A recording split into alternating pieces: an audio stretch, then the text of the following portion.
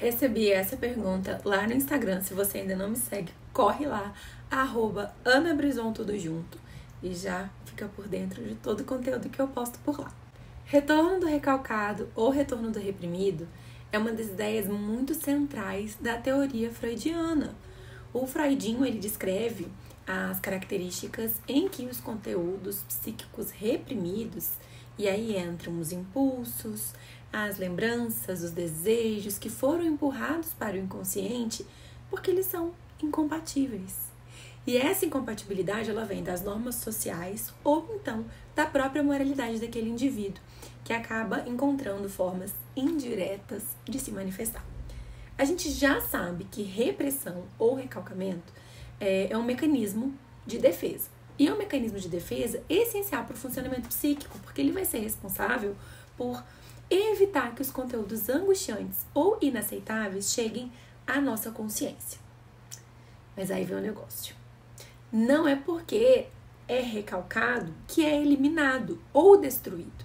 Ele vai permanecer ativo no inconsciente e ele vai exercer uma influência sobre a vida mental daquele sujeito. Por quê? O material reprimido, ele vai buscar o retorno, mas ele vai fazer esse retorno de uma maneira distorcida, já que o próprio mecanismo de defesa de repressão vai impedir o retorno direto dele. O retorno do recalcado, ele vai se apresentar como uma camuflagem. Sabe quando nós meninas vamos fazer uma maquiagem, a gente tá com aquela olheira feia, tá com aquele rebocão, tá com aquele corretivão, mas quando a gente tira a maquiagem, a olheira tá lá, não tá? Porque a gente não tratou. Então a repressão, ela vai agir da mesma forma. E esses sintomas, esse conteúdo, ele vai emergir de várias formas, como por exemplo, sonhos.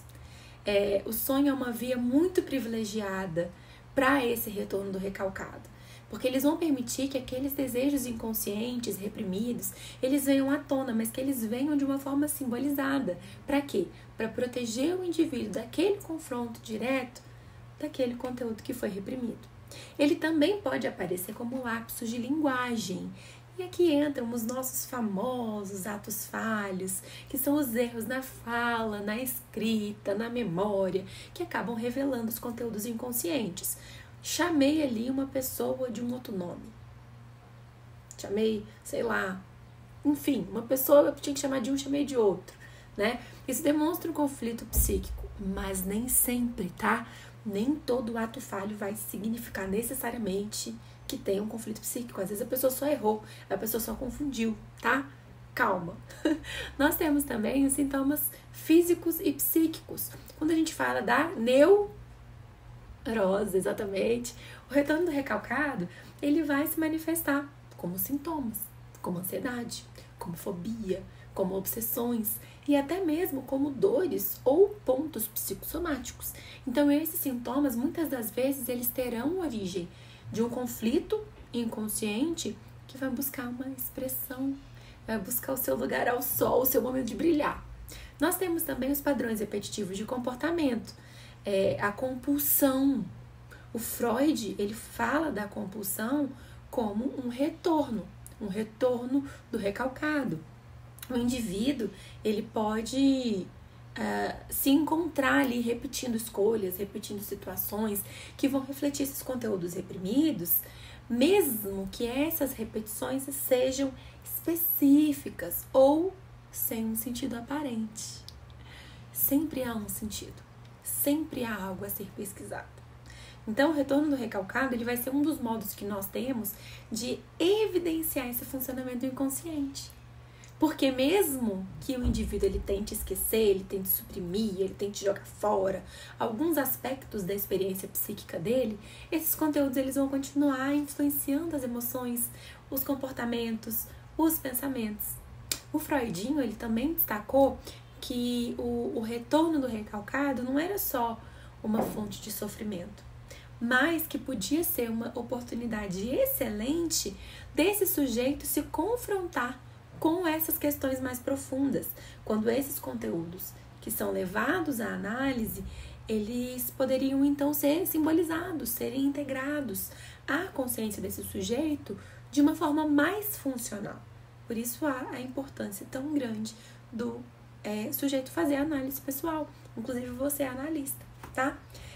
Hoje ainda há uma grande relevância para esse conceito, porque é um conceito que traz para nós, analistas, uma compreensão dos traumas, dos sintomas psicológicos, psíquicos, dos padrões de comportamento, dos autossabotadores, e ele vai dialogar com pontos muito contemporâneos, como a forma como nós lidamos com as demandas sociais, com as demandas internas, que muitas das vezes acabam entrando em conflito. Então, na sociedade atual, que a gente valoriza a produtividade, a gente valoriza a perfeição, muitas pessoas acabam reprimindo sentimentos de inadequação, de fracasso, de raiva, que podem retornar como uma ansiedade, como um esgotamento, como um sintoma somático. Por isso que eu fiz esse aulão. Nós teremos aí 4 aulas, 3 aulas de aquecimento e o aulão para falarmos sobre o nosso planejamento de 2025. Porque a psicanálise ela está aqui para oferecer um espaço para investigar esses retornos, ajudar o sujeito a compreender as origens dele e os significados de todas essas características e de toda a subjetividade que carregamos. Então é muito importante a gente junto entender sobre produtividade, entender o nosso local, né, o nosso lugar ao sol, o nosso objetivo, as nossas prioridades, o que nós desejamos fazer realmente esse ano.